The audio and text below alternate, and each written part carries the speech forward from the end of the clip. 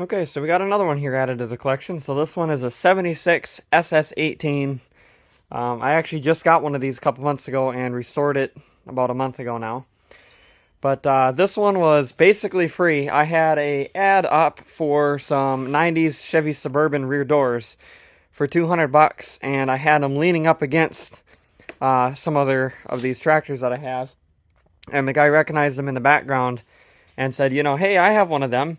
And then, long story short, we traded. So I traded, him them doors for this. I told him it was worth about 200, and he's like, yep. So I ended up with this. He got the doors. He actually delivered this to me and then took the doors. So I don't even have a dime invested in this thing. I didn't even have to go get it. And I even have the original paperwork. I have the owner's manual. I have a 77 catalog. So I'm kind of thinking that they bought this sometime early 77, and they actually have a date 5/25 of 77, so I'm guessing it was a leftover 76, and then that'd be why they have the 77 catalog. But, there's scans of this and stuff online, and them pictures really don't do it justice. This color in these are actually quite good. Actually, if I'd have to say, it's probably better than the color you'd find in a lot of newer catalogs, if you can find something paper. This color is very impressive for 77. It's kind of surprising. But yeah, a lot of cool stuff in this book. I didn't have a 77 catalog yet. Rishel was a 76, but I'll take the 77. Got a book for the mower deck, which it doesn't have. Got a 10-inch plow, which I don't have that either. It came with this rear grader blade, and that's it. But I do have a 10-inch plow, so I'll just say that goes with it. I'm at a 40-inch disc harrow. So it didn't come with the disc, the plow, or the mower deck, but the attachment we do have, the 3-point and the blade, doesn't have a book for. So that's kind of interesting. There is some other paperwork in here, like receipts and stuff, which I'm not going to show any more of because they have their personal information, names, addresses on it. But there's just some sales receipts from like some miscellaneous parts. I guess they got the newest part they bought. It's like 2001. But it has a seat off a newer Craftsman, which they professionally repaired. Actually, it's some high-quality duct tape. That still flips. Decent looking 3-point hitch. This is the third rear grader blade like this that I have, which these are always nice to have. They're kind of rare. We got double stacked wheel weights, which are off of, who knows what. But it has 2 sets, it looks like, on each side, so that's kind of nice. Not much else, back here. Of course, the whole tractor was repainted, unfortunately. I never seem to get these in original condition. They always have to be, repainted, so I have to go ahead and repaint them again. Tires appear to be holding air. In the pictures he sent me, they looked flat. But they appear to have air in them now overnight. I got this yesterday. The dash is busted pretty bad. I mean, the throttle is completely, not attached. But assuming I can get the steering wheel off without the dash shattering, I could, repair it and brace up the inside with like some fiberglass resin. Well, can this hood open? I go to pull one side and the other side latches, so I guess just have to do this. So the dash is fixable if I can get the steering wheel off without it shattering. And then the nose cone, you can tell I guess I'll set this down, it'll probably latch again. But it's missing the whole bottom part. So that's kind of unfortunate. But I will probably fix that. It would be easier fixing this one than to make a total new one from scratch. I'd have to remake the whole bottom half. But the important thing is the top part with the headlights are there. So I'll have to cut like a piece of plastic or something and attach it from here down. And then just put a groove in it to match. There's not much here to really fasten it to, so I'm going to have to get kind of inventive. I've actually made these whole nose cones out of wood before. I fixed ones that's got a huge hole in the middle here, remade that whole piece. It's very time consuming, but it is what it is. It ain't like you can just go get new ones. This has a Onan BGMS, which I believe to be the original. I do see yellow flaking through the black. They just painted that black for whatever reason. I was told it ran like 5 years ago, so we'll see. I do know that it is stuck in low range, and I was trying to pry from the back here because I don't want to bend the lever. I was trying to pry it and I couldn't get it, so I don't know if transmission's rusted inside or what, but it does shift. But I'm going to, I think, hook up my battery jump pack to this, see if this wiring is any good. Now I gotta open the hood again. See if that wiring's any good.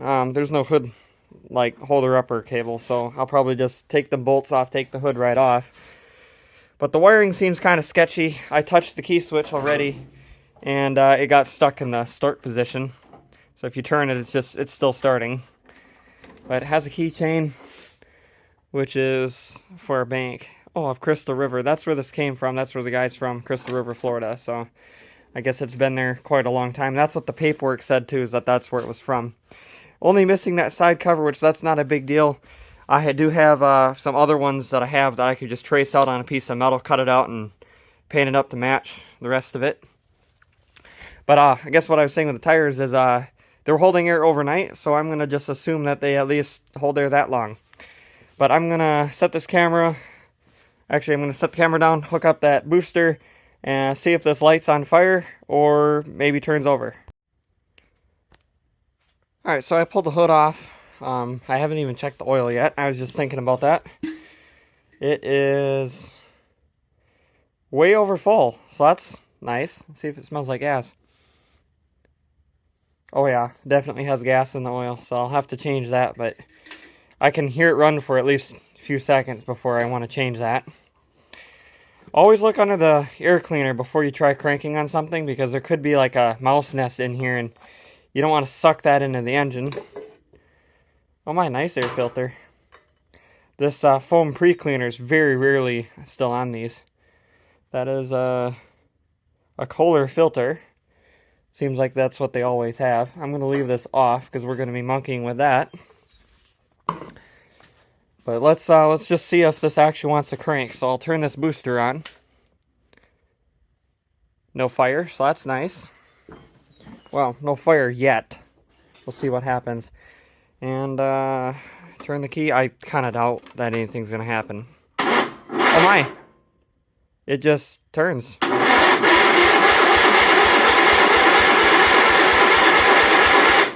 Actually sounds like it might start. I don't have anything here to dump down the carburetor. I should probably go grab something. Went and got a gas can. I'm going to just pour a little tiny bit of gas down on the carburetor. Maybe. This can's basically empty. Okay, now let's flooded the air cleaner, so that'll backfire and light all that on fire. So now, see what happens. Let's do partial brake the dash more. I was going to say partial choke, but there goes the dash. Let's just go like that. It's already at half throttle.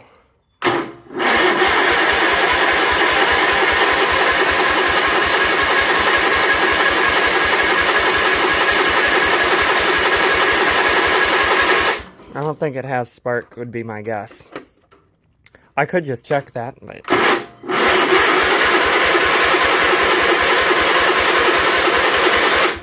I'm guessing the points are gummed up. I'm going to grab my spark meter and we'll put that on there and see if it has spark.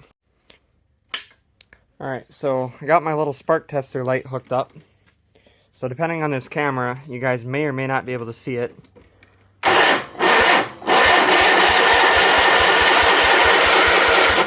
No spark.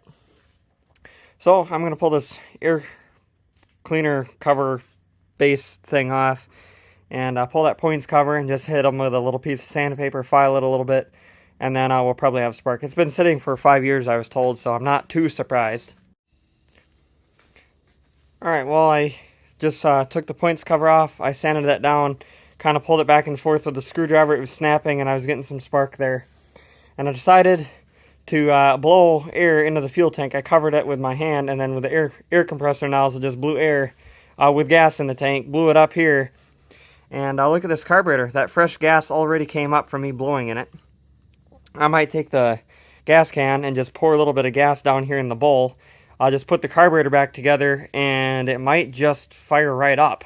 This carburetor looks about as clean as it's going to really get without me actually taking it off and soaking it. And if this carburetor does end up being dirty, I do have another one that is cleaned up, ready to go. So I could just take this one off, put that one on if anything. So I'm gonna bolt that carburetor back down and we'll see what happens. Alright, we got gas in the carburetor bowl. We got spark. Got gas spilt everywhere with spark, so it might have a fire. And we got a broken dash, so when this starts, I can't control the throttle, so that's nice. So I'm gonna start it. I might have to do something like this to pull the choke, since they're interesting design. But we'll see what happens.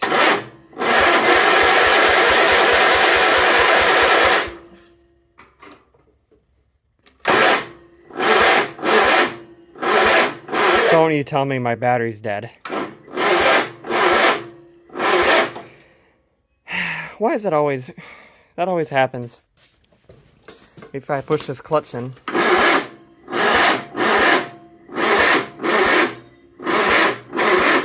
I think that battery's already going bad. That was fully charged. Alright, well, I have another lawnmower battery. I'll just grab that, toss that in here since everything seems to be working fine in the electrical system.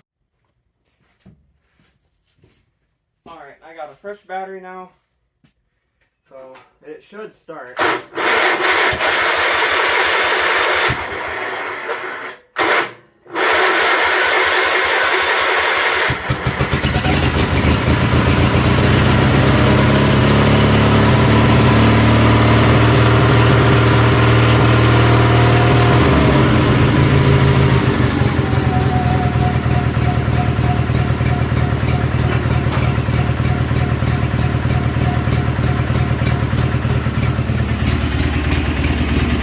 That was pretty easy. It's misfiring quite a bit.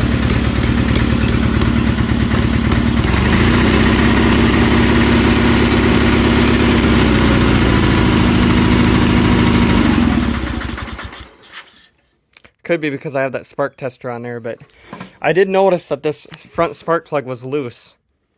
So I kind of think, I did tighten it down, but I do kind of think that the threads might be stripped. So it might be either time for helicoil, or whatever the heck that's called, or I do have just a giant pile of these cylinder heads, so I'll just probably switch it out with one of those.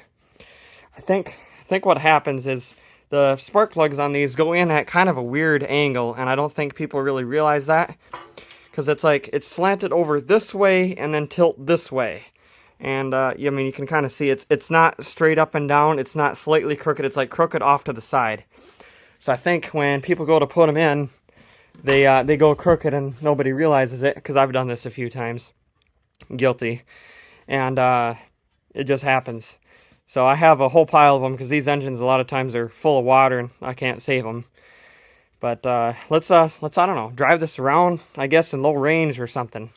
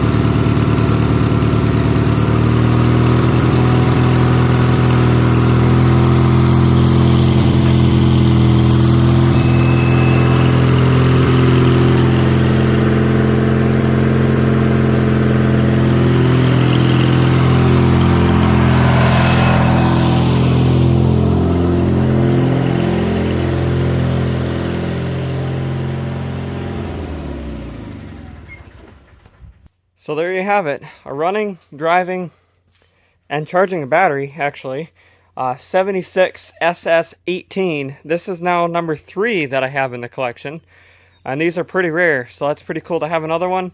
Thanks for watching, and definitely going to restore this thing. I actually can't wait. I'm probably going to start that first thing tomorrow, and of course, you know what, I think I'm going to bring you guys along on this one. I did finish that other one, and that turned out really nice, and I'll have a matching pair now. So thanks for watching, and restore video coming probably within the next week or two.